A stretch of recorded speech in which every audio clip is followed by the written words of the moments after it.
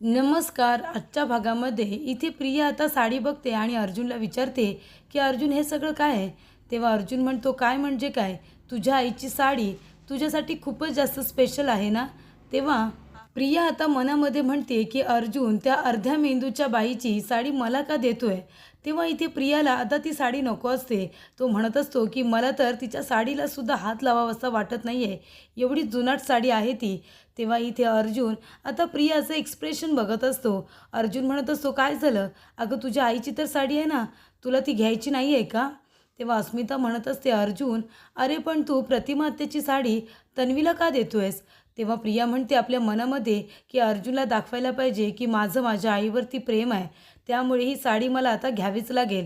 आणि प्रिया म्हणते, अगं का म्हणजे काय, माझ्या आईची साडी माझ्यासाठी किती महत्त्वाची आहे ते अर्जुनला बरोबर माहिती आहे. एवढ्या वर्ष माझी आई माझ्याजवळ नव्हती, आतासुद्धा ती माझ्याशी नीट बोलत नाही आहे, पण तिची ही साडी आहे ना, ती साडी मी अशी कवटाळून झोपेन, मग मला असं वाटेल की मी माझ्या आईच्या कुशीतच झोपले. तुला माहिती आहे का अस्मिता, माझ्या आईची साडीसुद्धा माझ्यासाठी खूपच जास्त महत्त्वाची आहे गं. म्हणजे तिची साडी, तिच्या साडीचा हा वास, खरंच मन अगदी भरून आलं माझं. जर थोडा वेळ इथे उभी राहिली ना, तर मला तर रडूच येईल. तेव्हा इथे सायली आता बघत असते प्रियाची नाटकं. तिला हे सगळं खरंच वाटत असतं. प्रिया म्हणत असते की अर्जुन थँक्यू सो मच, आणि ती पुन्हा एकदा इथे अर्जुनला मिठी मारते. तेव्हा सायलीला खूप जास्त राग येतो. तर इथे प्रिया म्हणत असते की अर्जुन, थोडा वेळ मी इथे अजून उभी राहिली तर मला रडू येईल, मी माझ्या रूममध्ये जाते हां. आणि ती रूममध्ये निघून जाते. अस्मिता म्हणते, तन्वी मी पण आले गं झोपायला. तेव्हा इथे आता अर्जुन म्हणत असतो की शेट, माझा प्लॅन फ्लॉप झाला, तिने ती साडी घेतली. तेव्हा इथे सायली ऐकते आणि म्हणते, प्लॅन फ्लॉप झालं म्हणजे अर्जुन सरांना नेमकं काय करायचं होतं. तर इथे आता महिपत फोनवरती बोलत असतो. तो म्हणत असतो की साहेब काहीतरी करा ना, त्या जागेवरचा स्टे हटवा ना, आम्हाला तिथे रेस्टॉरंटचं काम सुरू करायचं आहे, प्लीज जरा काहीतरी करा. खूप दिवस झाले ती जागा अडकूनच राहिलेली आहे ना, निकालसुद्धा अजून काहीसुद्धा लागलेला नाही आहे. तेव्हा विनंती करतो तो स्टे जरा हटवा. तेव्हा इथे नागराज खूप टेन्शनमध्ये असतो. तेव्हा महिपत म्हणत असतो, नागराज शेठ काय झालं तरी काय, अहो कसला एवढा विचार करताय, त्या सुभेदारांच्या घरी गणपतीसाठी गेला होतात, तिथे जे खाल्लं पिल्लं ते अजून पचन पडलेलं नाही आहे का. पचनी नसेल पडलं ना तर हे घ्या ना आणि पचनी पाडा. तेव्हा इथे दारूची बाटली आता महिपत नागराजला देत असतो. नागराज म्हणत असतो की त्या प्रियामुळे सगळा गोंधळ झालेला आहे, तिच्यामुळे कायच पचन होत नाही आहे मला. त्या सुभेदारांच्या घरी राहते घरी, पण मला असं वाटते तिच्या या मूर्खपणामुळे ना एक ना एक दिवस सगळेजण तिला ओळखतील की ती खरी तन्वी नाही आहे म्हणून, आणि सगळेजण त्या सायलीला खरी तन्वी स्वीकारतील. कारण तुला माहिती आहे का महिपत, अरे त्या प्रतिमाचा आणि सायलीचा बॉन्ड इतका स्ट्रॉंग आहे ना, तर सगळेजण सतत बोलत असतात की ह्या दोघीजणी मायलेकी वाटतात, एकमेकींसारख्या वागतात, एकमेकींसारख्या दिसतात, आणि ह्या प्रियाचं भांडं आहे ना, एक ना एक दिवस फुटल्याशिवाय राहणार नाही, ते सुद्धा तिच्या मूर्खपणामुळे.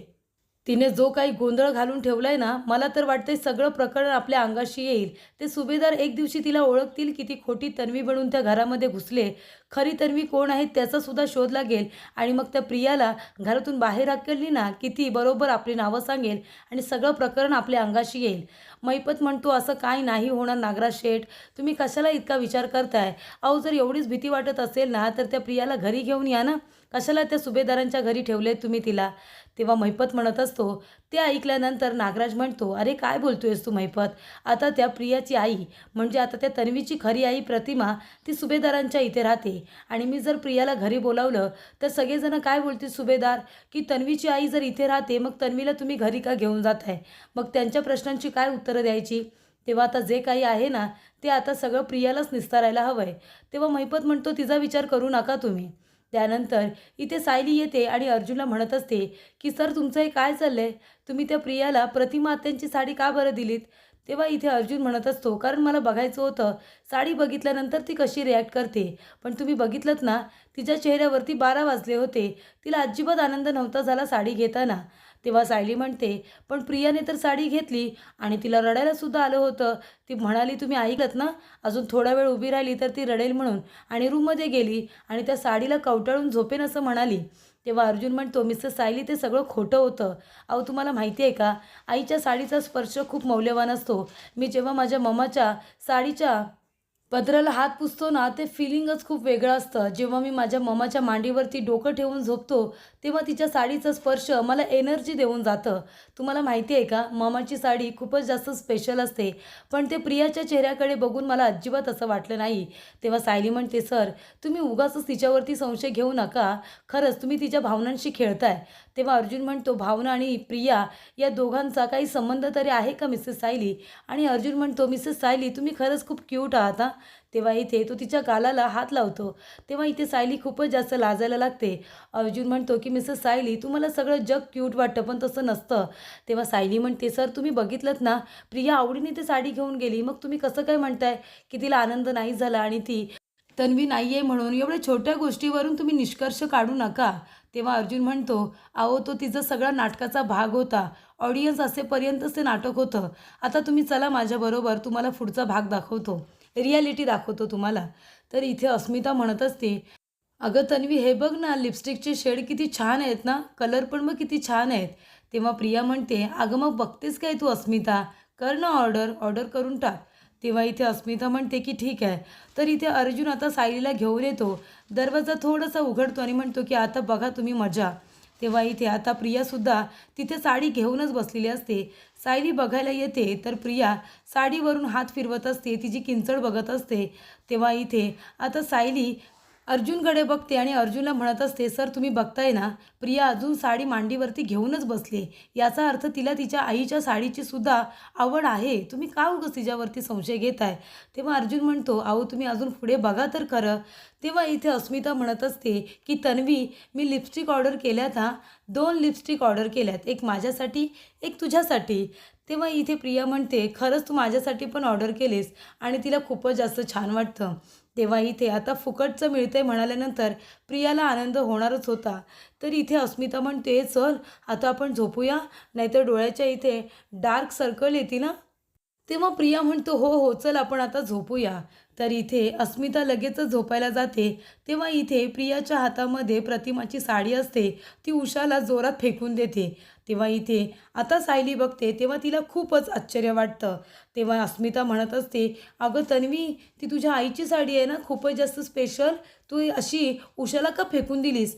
तेव्हा इथे प्रिया म्हणत असते, नाही गं अस्मिता, मी फेकून कुठे दिली आहे, मी तर अशी ठेवत होते, हातातून सटकली. तुला माहिती आहे ना माझ्या आईची साडी माझ्यासाठी किती महत्त्वाची आहे. मी माझ्या आईची साडी तर आज रात्री अंगावरती पांघरून झोपणार आहे, माहिती आहे का तुला? तेव्हा अस्मिता म्हणते, किती छान गं, सो स्वीट, आणि ती जाऊन आता झोपते. तेव्हा इथे प्रिया अंगावरती घ्यायचं नाटक करते.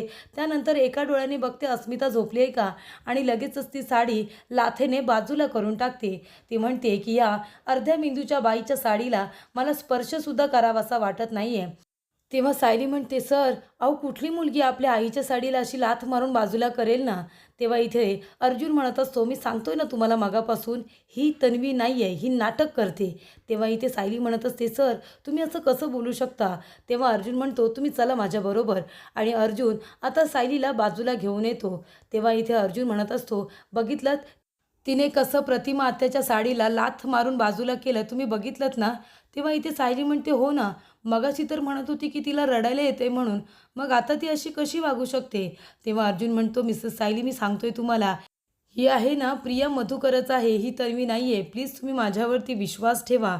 तेव्हा इथे सायली म्हणत असते, पण सर जेव्हा प्रिया आली रविराज सरांकडे, तेव्हा रविराज सर तर एवढे मोठे वकील आहेत, त्यांना कोणी फसवू शकतं का? मग त्यांनी जे पुरावे घेतले, जे पुरावे हाताळले, त्याच्यानंतरच प्रियावरती विश्वास ठेवला आणि तिला घरात घेतलं ना, मग त्यांना कोणी का फसवेल? तेव्हा अर्जुन म्हणत असतो की हे बघा मिसेस सायली, सिनियर वकील आहे, पण तो आधी एक बाप आहे. त्याची मुलगी 20 वर्ष त्याच्यापासून दूर होती, आणि नंतर जर त्याची मुलगी परत येते आणि काही पुरावे दाखवते, तर त्याच्यातला वकील पहिला बोलणार नाही, तर बाप बोलेल, आणि तो त्या मुलीवरती विश्वास ठेवणारच ना. तेव्हा मला असं वाटतंय की सिनियरने जे पुरावे बघितलेत कदाचित ते खोटे असतील. तेव्हा सायली म्हणते, सर तुम्ही गप्प बसा, तुम्ही उगाच असं टोकाचं काही बोलू नका की ही प्रिया तन्वी नाही आहे म्हणून. तुम्ही जर कुणाला काही बोललात ना, तर रविराज काका, प्रतिमा त्या सगळ्यांच्या भावना दुखावल्या जातील की तुम्ही प्रियावरती संशय घेताय म्हणून. तेव्हा प्लीज असं करू नका, जेणेकरून घरातल्या लोकांना त्रास होईल. तेव्हा इथे अर्जुन म्हणत असतो, अच्छा म्हणजे सिनियरने कुठले पुरावे बघितलेत ना, आणि त्याच्यावरून त्याने प्रियाला तन्वी म्हणून स्वीकारले, ते पुरावे आता मला बघायला हवेत, आणि ते पुरावेच आता हे सिद्ध करू शकतील की प्रिया तन्वी आहे की नाही. तेच आता माझ्यासाठी गुरुकिल्ली असेल. तेव्हा अर्जुनला आता ते पुरावे बघायचे असतात आणि त्याआधी रविराज काकांना काही सांगायचं नसतं. तेव्हा इथे सायली म्हणत असते की सरांच्या मनातून हा डाऊट तर जातच नाही आहे की प्रिया तन्वी आहे म्हणून. तर आता काय करायचं, हा कसा त्यांच्या मनातून डाऊट काढायचा. तर इथे प्रिया आता नाश्ता तयार करून घेऊन जात असते. सायली म्हणते, काय गं प्रिया, नाश्ता कुणासाठी घेऊन जातेस? तू तर आणि अस्मिताताई दोघेजणी कॉफी घेता ना, चहा कुणासाठी? तेव्हा इथे प्रिया म्हणत असते की हा चहा माझ्या आईसाठी आहे आणि हा नाश्तासुद्धा माझ्या आईसाठी आहे. मी स्वतःच्या हाताने बनवला आहे आणि मी माझ्या आईसाठी घेऊन जाते. तुझी काही हरकत आहे का? तेव्हा सायली म्हणते, नाही गं, माझी हरकत काय असेल, आणि तू जर तुझ्या आईची एवढी काळजी घेतलीस ना तर मला या घरातल्या सर्व लोकांना आनंदच होणार आहे. आणि अजून एक गोष्ट सांगते तुला प्रिया, तू आहे ना प्रतिमा आत्यांजवळ बोलताना जरा सावकाशपणे बोल. म्हणजे कसं आहे ना, त्यांच्याजवळ जरा जरी ओरडून बोललं ना तरी त्यांना त्रास होतो. म्हणून बोलते, जरा सावकाश बोल, प्रेमाने बोल. आणि तू जर अशीच त्यांच्याबरोबर चांगली वागत राहिलीस ना तर प्रतिमा आत्यांची खात्री पटेल की तूच त्यांची मुलगी आहेस. तेव्हा इथे प्रिया म्हणते, तुझ्या सल्ल्यासाठी खरंच थँक्यू. आता जाऊ की इथेच उभी राहू आणि आईला थंड चहा देऊ? तेव्हा इथे सायली म्हणते, नाही तू जा. तेव्हा प्रिया रागानेच लगेच तिथून निघून जाते. तर इथे सायली म्हणत असते की प्रिया कितीही उद्धट असली, कितीही ती चेहऱ्यावरून वाईट वाटत असली तरीसुद्धा मनातून ती खरंच खूप चांगली आहे. म्हणजे निदान ती आपल्या आईला पटवून तरी देण्याचा प्रयत्न करते की तीच तिची मुलगी आहे म्हणून. तर इथे प्रतिमा आता झाडांजवळ काम करत असताना प्रिया तिथे येते आणि म्हणत असते की आई. तेव्हा इथे प्रतिमा लगेच घाबरते. तेव्हा इथे प्रिया म्हणत असते, आई हे बघ ना, मी तुझ्यासाठी चहा गरमागरम आणि गरमागरम नाश्ता घेऊन आली आहे. तेव्हा इथे प्रतिमा तिला खाणाखुणा करून सांगते की चहा नाश्ता तिथे राहू दे, माझं काम झालं की मी खाते. तेव्हा इथे प्रिया म्हणते, हो का, बरं बरं ठीक आहे. नाही पण ये, नाही ये इथे बस बस बस इथे बस. नाही, मी तुला हात लावत नाही आहे, तू बस इथे शांतपणे. आणि बघ ना, मी तुझ्यासाठी चहा नाश्ता स्वतःच्या हाताने बनवला आहे. आई तू का माझ्याबरोबर अशी वागतेस? मी तुला तुझी मुलगी का नाही वाटत? हे बघ, मला कळलं आहे की मी तुला तुझी मुलगी नाही वाटत. लहान असताना तू मला एक मिनिटसुद्धा तुझ्यापासून नजरेआड होऊ द्यायची नाहीस. मला सतत तुझ्या नजरेसमोर ठेवायचीस, माझे लाड करायचीस. मग आता अचानक असं काय झालं आहे? तू का म्हणतेस की मी तुझी मुलगी नाही वाटत? तर इथे चैतन्य म्हणत असतो, अर्जुन म्हणजे तुला म्हणायचं काय आहे? ही तन्वी तन्वी नाही आहे. तेव्हा इथे अर्जुन म्हणत असतो, हे बघ, ही प्रिया तन्वी नाही आहे असं मला म्हणायचं आहे. म्हणजे तन्वी राजकाका आणि प्रतिमा आत्याची मुलगी आहे, पण ही जी प्रिया मधुकर आहे ना ती तन्वी नाही आहे असं मला वाटतंय. तेव्हा चैतन्य म्हणतो, तू हे पुरावे दाखवून सिद्ध करू शकतोस का? म्हणजे विषय खूप सेन्सिटिव्ह आहे आणि तुझा आरोप गंभीर आहे, याच्यामुळे नात्यांना तडा जाऊ शकतो, सगळेजण तुझ्यावरती रागू शकतात. तेव्हा अर्जुन म्हणतो, नाही ना, पुरावे नाही आहेत म्हणून मी अजून सिनियरला काहीसुद्धा सांगितलेलं नाही आहे. इथे माझी बायकोसुद्धा माझ्यावरती विश्वास ठेवायला तयार नाही आहे. त्यांनी तर मला दम दिला आहे की अर्जुन सर तुम्ही असं काही बोलू नका म्हणून, तुमच्या बोलण्यावरती माझा विश्वास नाही आहे. प्रिया हीच तन्वी आहे म्हणून तर रविराज काकांनी तिला मुलगी म्हणून स्वीकारले आहे. तेव्हा इथे आता प्रिया म्हणत असते की आई असं नको करू, मीच तुझी मुलगी तन्वी आहे गं.